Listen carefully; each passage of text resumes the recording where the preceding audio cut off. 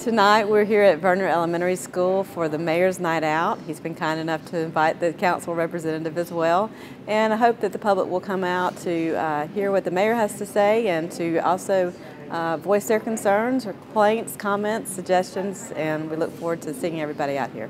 I think it's great that he takes the time to come out and to meet with people one-on-one and to hear what they have to say, and gives everybody an opportunity to have their voice. Some of the biggest concerns in my district are, of course, traffic congestion. I'd say that's number one right now. We've been fortunate to have a lot of growth in this area, and as I say, that's a good problem, but of course we have some traffic issues, and so hopefully we'll address some of those issues tonight. Speeding in neighborhoods probably is my number one complaint, and figuring out how to address those concerns, whether it's with speed tables or not. Those are two of the main concerns I expect we'll hear about tonight. Thank you. And I want you to know Ms. Allman does an outstanding job representing you. It's not easy being on the city council. You know, most of the time you're getting the nuts and bolts concerns, and sometimes there's not always easy solutions, but she does it with such grace and passion. Many of you may not know, she is now chairwoman of our finance committee, which is probably the council's most powerful committee. And so she's not only involved in a lot of District 3 issues, there's a lot of global issues that she's involved in the city, and her leadership has just been essential for us. I want to jump right in to the presentation and talk about a few things going on in your district. I first want to start, let me go back to Rock Quarry Middle School traffic, Rock Quarry Elementary traffic. This problem is, I will say, a direct result of poor planning. This school was built sometime in the late 90s, and for whatever reason it was placed in that location, and most of my team and all the city council, none of us were involved in that decision. But when you don't align schools with infrastructure, it creates issues. And we have those issues now have really built up over time as this district has built over time. And we still have this issue of whether the school boards, if they're going to build a new middle school and where they're going to build it. But even with that, our engineers are convinced that even if the middle school is no longer there 2 years from now, 3 years from now, that there needs to be a traffic solution. So this coming spring, we're going to go out and hire a consulting engineer who will go and put plans together to create an access road. And don't hold me to it, because right now it's still theoretical. But create an access road somewhere around the Plot treatment plant and work back towards behind Publix into the Rock Quarry campus. That's the idea now. The important thing to remember is when we get our consulting engineer on board, they'll be able to tell us the feasibility of it. Obviously, they're going to look at soil samples, look at compaction rates and all those things that you've got to have to be able to build a road. But we know that this issue has to be solved, especially when you look from 7 to 9 in the morning during 180 days a year when school's in session. This will be one of the top priorities. Now, let me warn you, that means that we're probably 2 years from construction, best case. So we will try to certainly accelerate that. I know Ms. Allman and I, again, as finance chair, have had some discussions about infrastructure projects. But this is a key infrastructure project for the city of Tuscaloosa. It is definitely on our radar. The next one is a very long-term project, but maybe there's some hope we can make it short-term, and that's the McWrights Ferry Road extension. There are two projects in the city that we've designated to ALDOT and to the governor as priority. It's 69 South and McWrights Ferry Road extension. I think recently with the snowstorm, all of you saw what havoc can be played when that dam when you can't cross that dam. Now, it's projected by the West Alabama Regional Planning Commission that about 30 to 40% of the city's residential growth over the next 30 years is actually going to take place north of that dam. We all see this coming, and we all know it needs to happen. The issues, we always say at City Hall, the answer is money, so what's the question? The answer in this case is money. This is about a $40 million project, because you've got to bridge over Bryant Bridge, basically on the, I guess it would be the northwest end of it. Yeah, that's right, the northwest end of it. And then that cost a lot of money to create that span. It would actually, what we would do, and I'm doing a very poor job describing it, if you're going down Rice Mine Road and you're headed up towards Coral Industries, you wouldn't kind of bend around, you'd keep going straight. and it would take you over the Bryant Bridge, over where North River comes into Black Warrior River, and then you would connect back into McWright's Ferry Road. The good news is that prior to the ending of earmarks, we were able to get this project earmarked for right-of-way acquisition and engineering. So the engineering's being done, the right-of-way acquisition is being acquired, the environmental testing, which in many cases holds up a lot of federal projects, is also being done. So that's good news. We will have that in a box. What we've got to do is figure out a way to pay for the construction of this project going forward. If you put 69 South and this project together, that's $70 million total. In a good year, by the way, the city has about $5 to $6 million to spend on road infrastructure. So it gives you a sense of our existing capacity and the cost of those projects. So it's definitely going to have to be a partnership. We're not giving up on it. And you know, right now there's a lot of good ideas being talked about the future of Tuscaloosa County. I know in my 8 years, I've never have seen a closer relationship between county and city government. And both of us understand that we've got to do something to change the dynamic. 69 South, 69 North, which is not Tuscaloosa, but for Northport's an issue. McWright's Ferry Road is an issue. There are people talking, and that's good. So we're on it, but I can't give you any deadlines. But there may be a time we're going to be coming back and talking to you about it, and we're going to need your support. Now, you're sitting there going, oh, God, he's going to ask us for taxes. I can see the look on your face. I don't know what it is, but this project is key in this district and really key to the northern part of this county. Another update that you may find interesting is the airport. It's really a great asset that we have at the city. The city spends a great deal of money keeping that asset in play.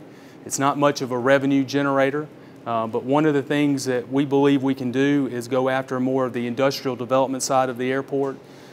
There's going to be very little opportunity for commercial air traffic. We're so close to Birmingham. Commercial air traffic was stopped. The subsidies for commercial air traffic was ended in the 80s. The chances of that are going to be minimum to none with Birmingham 55 minutes away from us. But that airport can serve as opportunities for industrial development. In fact, we were in a meeting with the university this afternoon talking about that very subject. So we think it has some possibilities for us, and it's still an actively used airport. In fact, on game days, it becomes one of the busiest airports in the southeast. It's not a major airport. We just extended our taxiway. The next step is going to be to extend our runway. And we've upgraded all the electrical lighting on the airport itself. We actually had a situation a couple of years ago where the Alabama football team was supposed to land, and the lights went out about an hour before they were supposed to land. I really dreaded getting a phone call from Coach on that one. I thought, oh, I'm going to really hear about this one. But fortunately, we've gotten our light system upgraded. The airport's in great shape. The tower is still in operation, which is absolutely key for us in terms of just continuing to expand that airport. So I feel very fortunate about its future. The last kind of District 3 project I think we have on this PowerPoint slide is to talk about Lake Tuscaloosa. It's our greatest natural resource in the city of Tuscaloosa. It's owned by the city of Tuscaloosa. A lot of people in the 60s had a lot of vision to make this happen, and it continues to be a great asset for us. Many of you have seen this, the fencing that's gone up around it. That's to keep that asset secure. Lake Tuscaloosa provides water to 94% of the county. If something were to happen to our system out there, we do have backup out of Lake Harris and Lake Nickel we could draw from. We have to draw down about 30 million gallons a day. Lake Tuscaloosa is a 40 billion gallon reservoir. We could keep that rate. We can get 1 billion gallons in Lake Harris and another 5 billion gallons in Lake Nickel that we could draw down from if necessary, but none of us want that. And so that fencing, new surveillance technology, I can tell you in a post 9/11 world, securing your infrastructure is something you spend a lot of money on. And it's something that's unseen, but it's something that municipalities across the United States are having to do. I do want to talk about a couple of big picture issues real quick. I hope all of you have had an opportunity to experience the Tuscaloosa Amphitheater. In its first 3 years, it's actually totaled a profit for the city, so it takes nothing away. But what it has done is brought nearly 300,000 people into downtown Tuscaloosa since it opened. Its economic benefit is absolutely amazing, and last year it ranked 58th in the world in attendance for amphitheaters. That's strong, and our lineup is just beginning to put together. So one of the things that I tell people all the time is the amphitheater could actually make a lot more money if we did nothing but country acts. You could make a lot more money, but one of the things that the council was very determined to do, and I appreciate this, is to create a mixture of acts so that everyone in Tuscaloosa can enjoy something at their amphitheater. By the way, it is paid for by the lodging tax, so out-of-town visitors actually paid for the outlay of it. It's been a true success, and I hope all of you have enjoyed it. I know Wendy Riggs and her team try to do a real good job of hosting it. How many of you have done the River Market? All right, I see nods, good. This is absolutely one of the most fabulous things we have at the city. You know, we get 2,000 or 3,000 people a month that go through the River Market itself. If you haven't been, I would encourage you to go. I don't know the hours on Tuesday, but I know on Saturday, I think it's 7 to 12.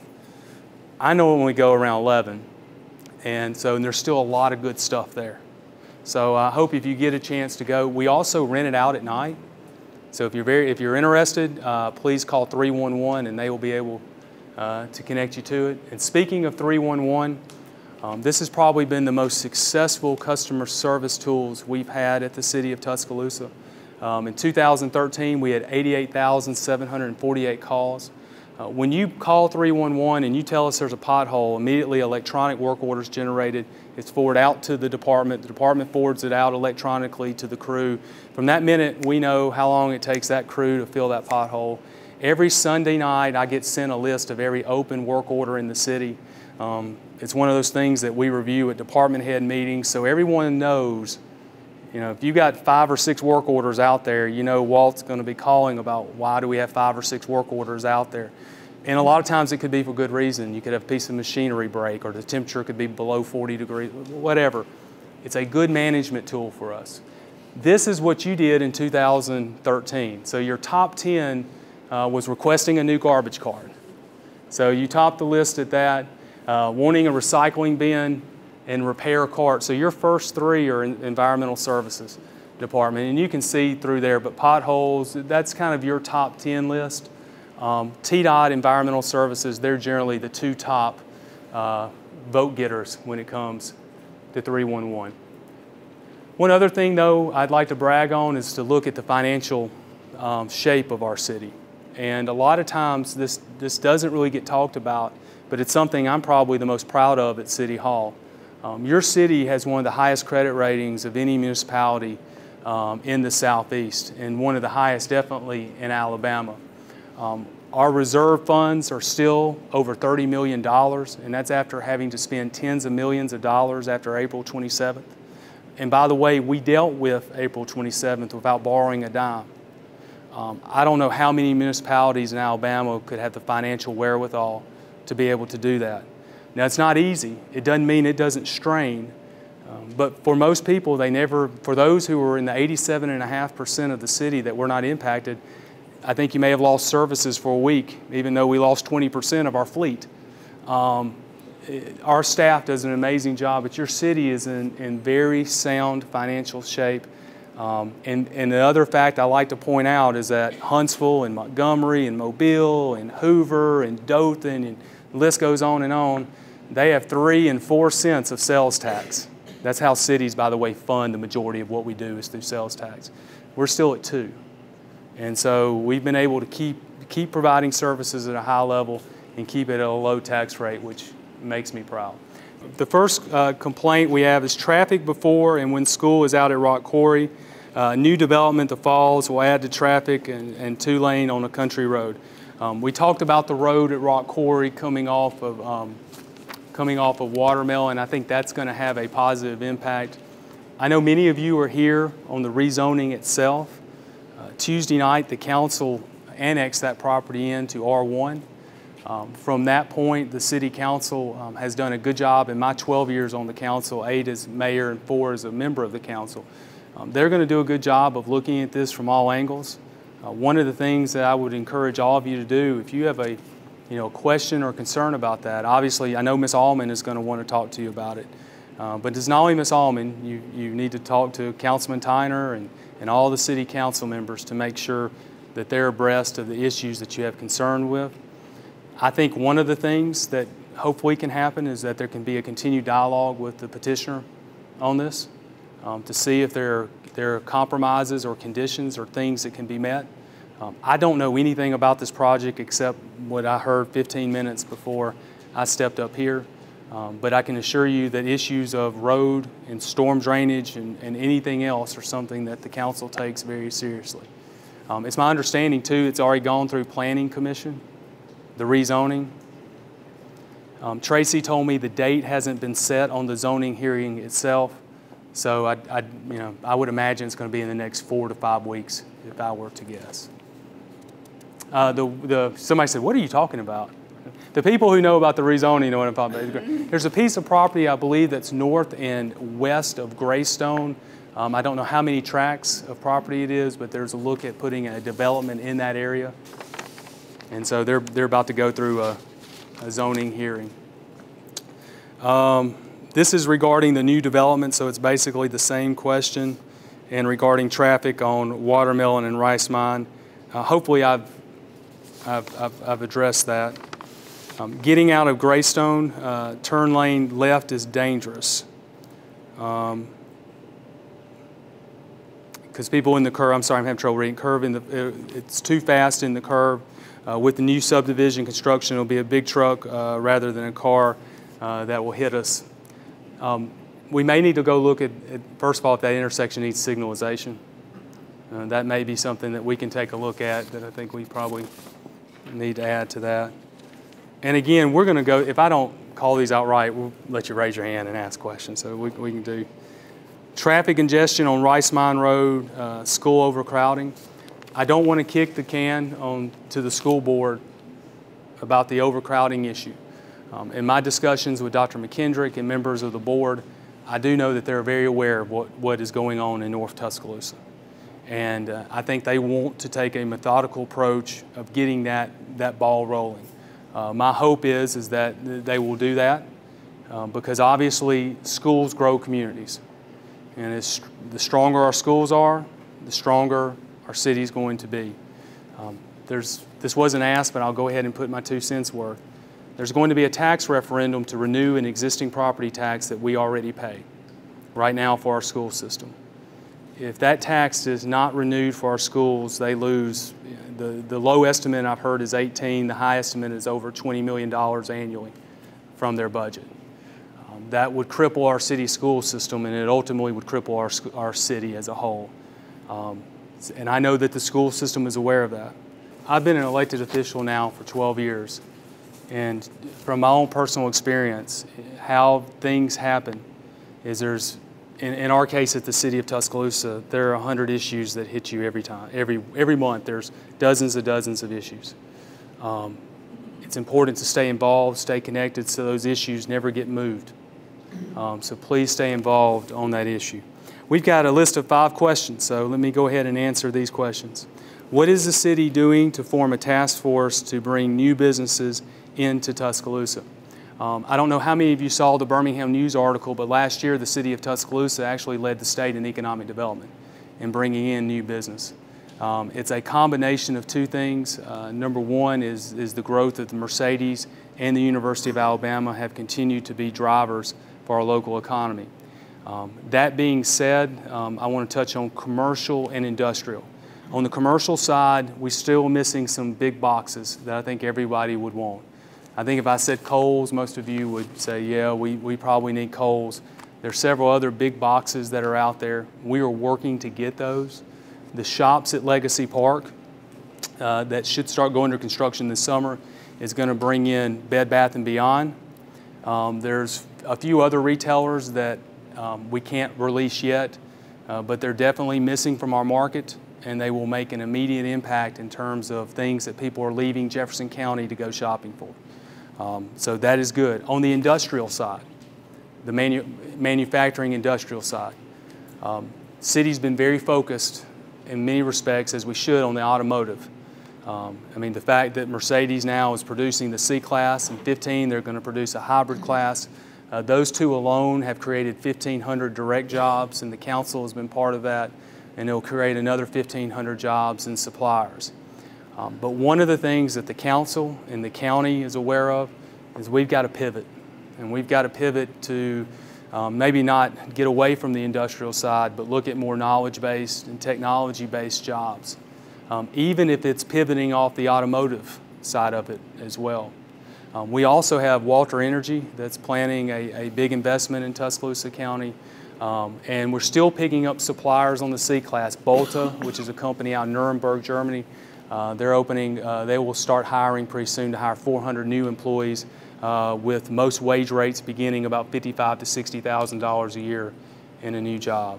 So our prospects are very good. You know, probably the only city in Alabama that might be ahead of us would be Huntsville, and they've got BRAC, and they've got Marshall, and they got NASA. Those are hard to compete with, but I'd put us as a close second. And I think we're going to be able to do more in the future. There was a prospect that we were working on today that it'll probably take us a year or two of hard work, but we've got a real opportunity to do something pretty phenomenal for Tuscaloosa. Next question, what is the city doing to encourage the highway department to complete the widening of I-59-20 to Tuscaloosa? We're definitely encouraging AlDOT to get that work done. I'm not here to defend AlDOT. AlDOT and the governor can defend themselves. But AlDOT's got a bad situation. If they were a business, they would already had to close their doors. And that is, they're funded with the gas tax. And the last time their gas tax, which is based off pennies per gallon, it's not like a sales tax, not on a percentage, it's on pennies per gallon. The last time that was upped was in 1992. Well, obviously the cost of road construction since that time has, I don't know what the number is, but it's substantially times higher than it was in 1992. So they've got a business model where expenditures are doing this and revenues are doing this. This year alone, they're $400 million short in being able to do just maintenance on AlDOT highways. And what that means is every year they push projects back. And one of the projects that have been pushed back is the 3-laning. I think that now stops around 86, maybe exit, I can't remember the exact number. The project to get that 3-laning all the way down to exit 68 has been pushed back to 2018. So we're encouraging them to move forward. I would encourage you to help us by talking to our state legislators and trying to get that project back on that list. Downtown through Lurleen Wallace, that's been pushed back to 2022. 359 is still on the paving list. Hopefully it will go this summer. And the widening of McFarland Boulevard from 15th Street to 13th Street is still on go. But you know, AlDOT's we're not the only community that's having this struggle. Every community in Alabama is dealing with this issue. And we're pushing the state highway department to go on it, but they don't have the revenue to do it. And that's, you know, I wish I had good news for you, but that's where we are.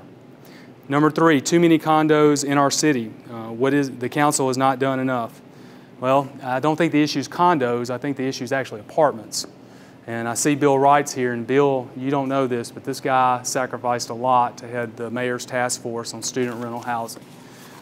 We put together a task force last June that looked at our student housing, where we were and where was it going to be, mainly based off the growth of the University of Alabama.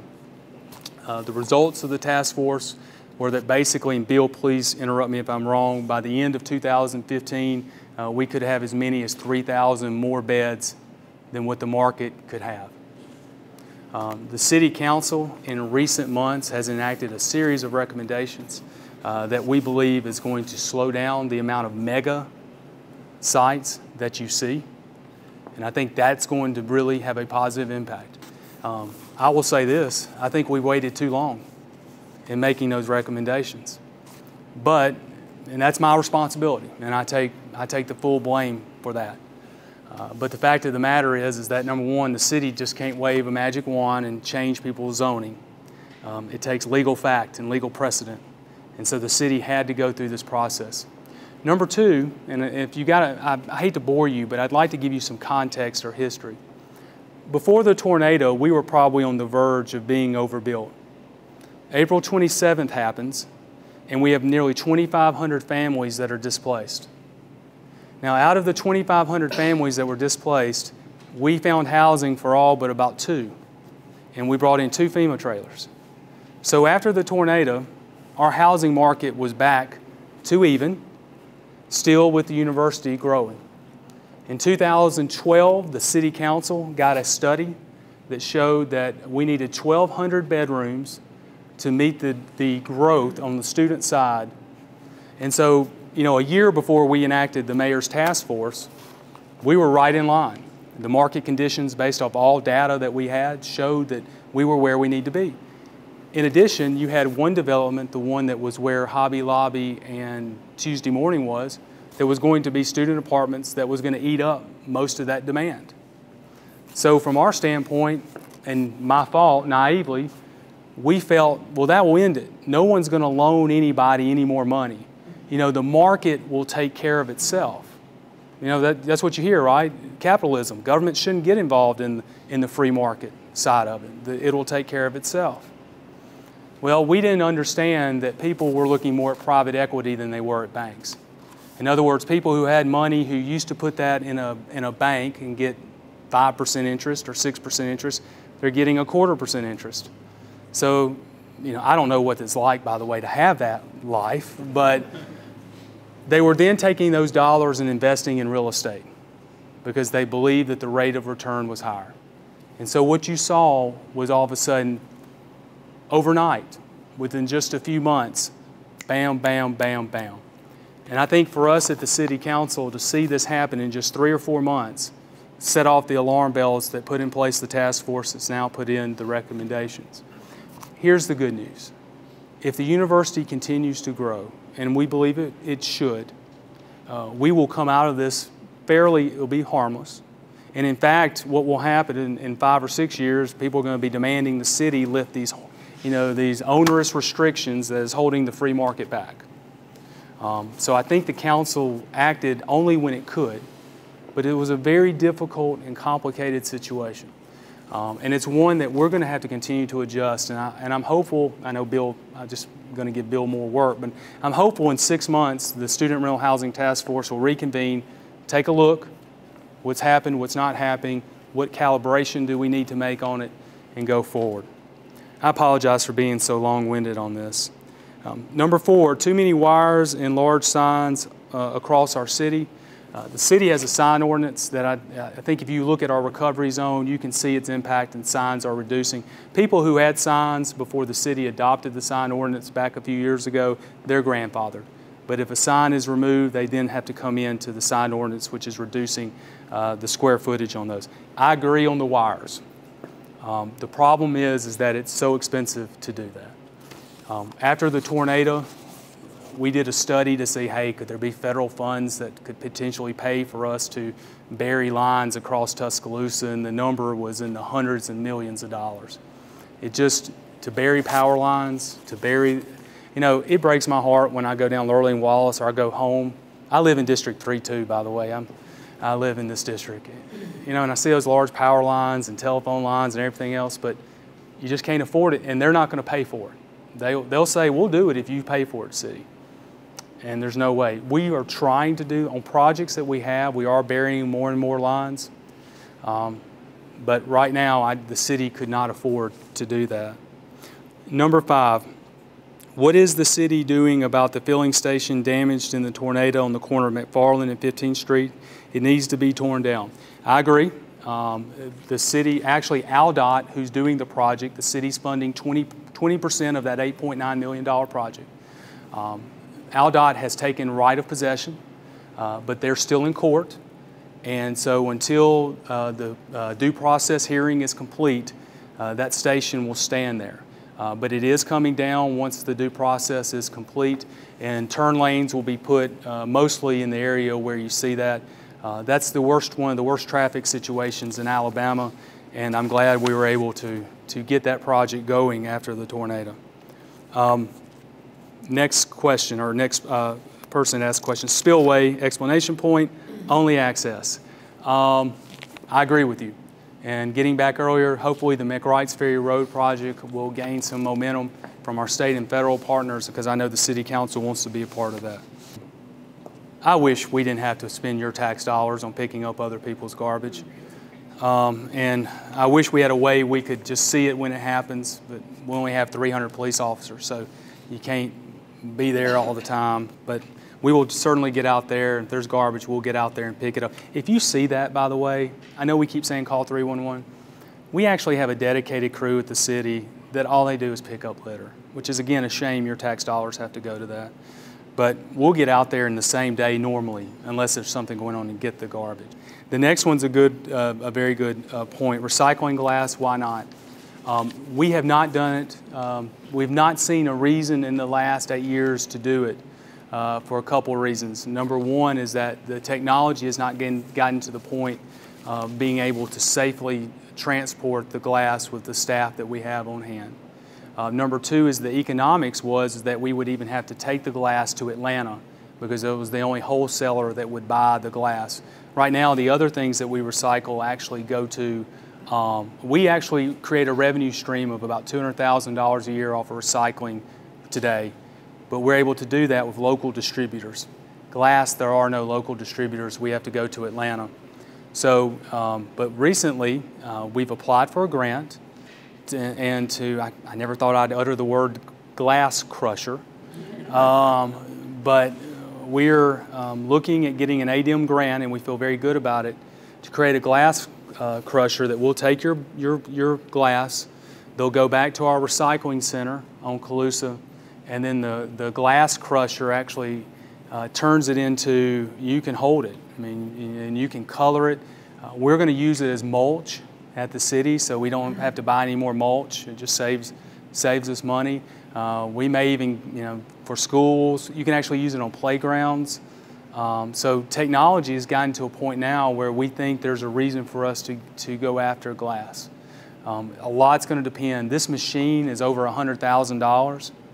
So our hope is to get the grant, which will buy the machine, and we can start recycling glass. So hopefully keep our fingers crossed. We'll know something in the next couple of months. Number 4, vision project for downtown aesthetics.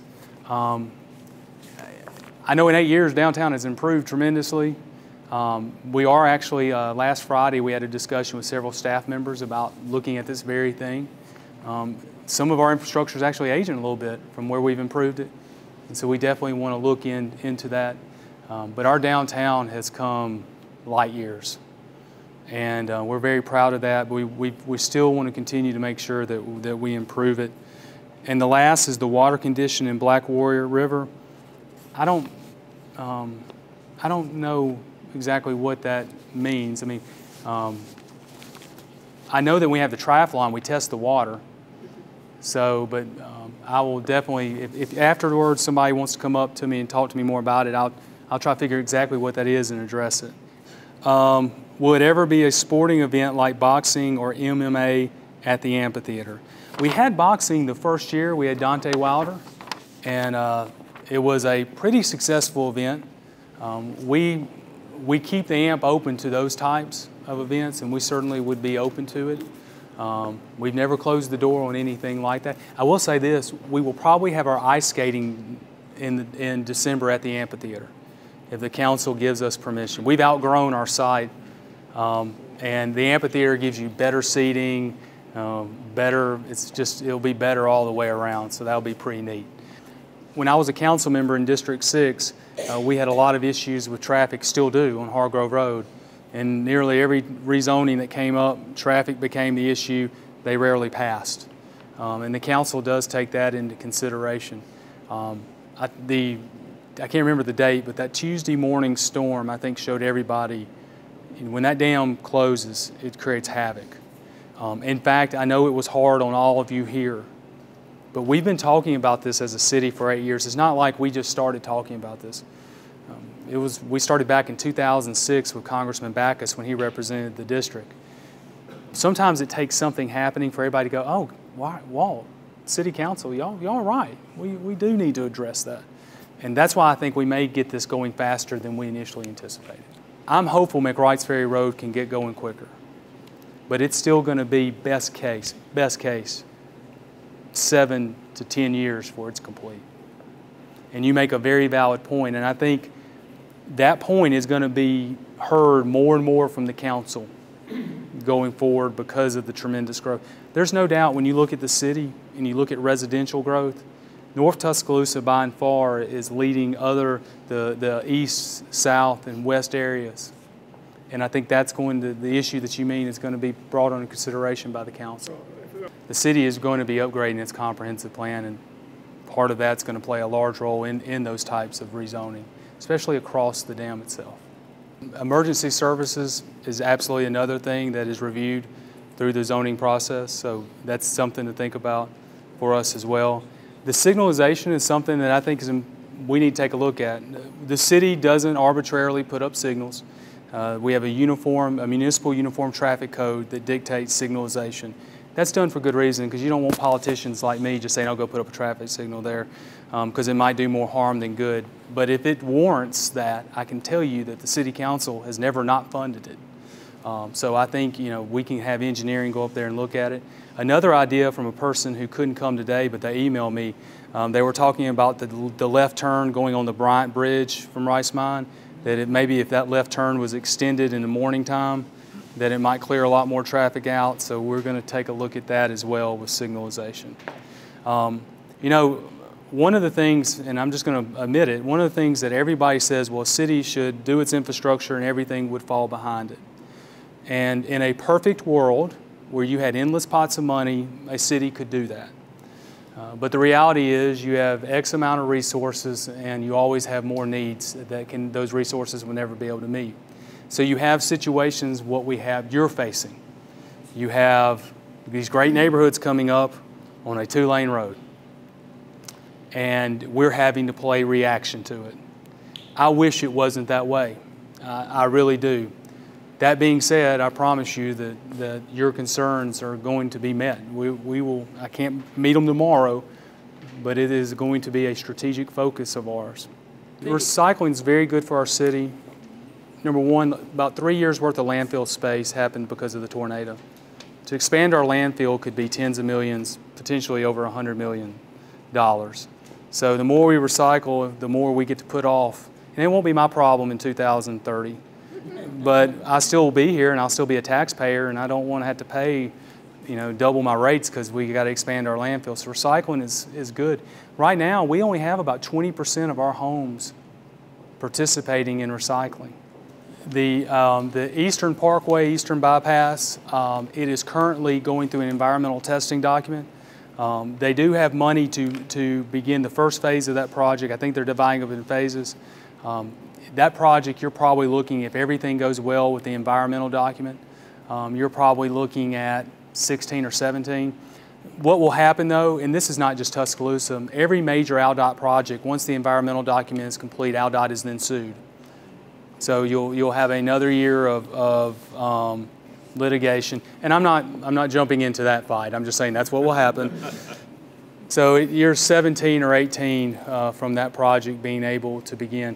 And I will say that, and I know there's a lot of controversy on the Eastern Bypass, but as long as I've been your mayor, I've always told you what I thought, and you just have to whether agree or disagree. But I don't think you hired me to tell you what you want to hear. You wanted me to tell you what I believe is good for the city. That project, I think, is good for this community. If we don't, in the next 10 years to 15 years, get that project online, Highway 82 will become 280. We have got to take traffic off 82. And it can be built and still meet all high environmental guidelines. No one wants the environment damaged. So I think we can do both. And ALDOT, and I know the governor has said he said that's his top priority for Tuscaloosa County. I'm not ever going to lie to you. I mean, the city's in great financial shape, but we're not, no city, by the way, is in a position to do $100 million worth of building projects, not in Alabama. But the city of Huntsville just raised their sales tax by 1 cent, which will raise them over a period of 20 to 30 years, $250 million, and they're putting it all towards road projects.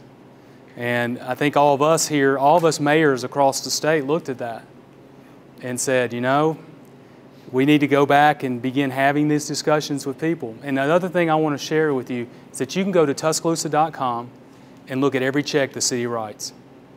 So we put on our website every check that we write at the city of Tuscaloosa. So I want you to know that we take very seriously in spending your dollars. So it's at Tuscaloosa.com, and it's something that, so it's a high level of accountability. We're not doing anything today, and it won't be tomorrow, but I can guarantee you this.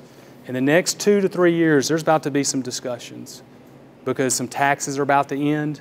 It creates opportunities for us to look at the next 30 years of this community.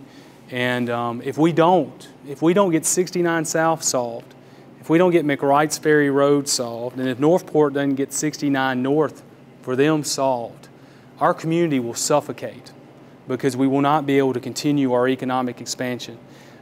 Communities are either growing or they're dying, and you want to be in the growing category because you're able to continue services.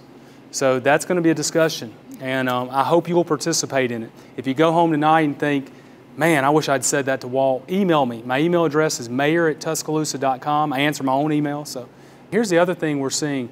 ALDOT has gone to mayors. They've told all of us mayors and county commissioners, if you want projects from ALDOT, we don't have any money, but instead of being an 80-20 partner, if you'll go to a 50-50 partner, we might accelerate it. So what they're saying is, if you'll put more money in, we may be willing to accelerate the project.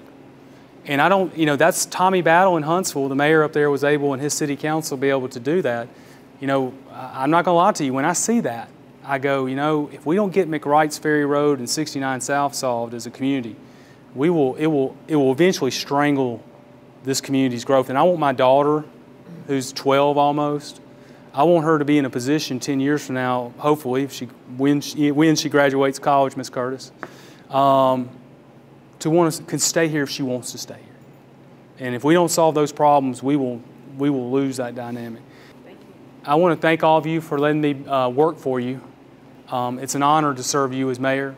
And I appreciate all of you coming out tonight. It's 7 to 7, and I'll still be here if you want to talk about anything else. Have a good night. Thank y'all.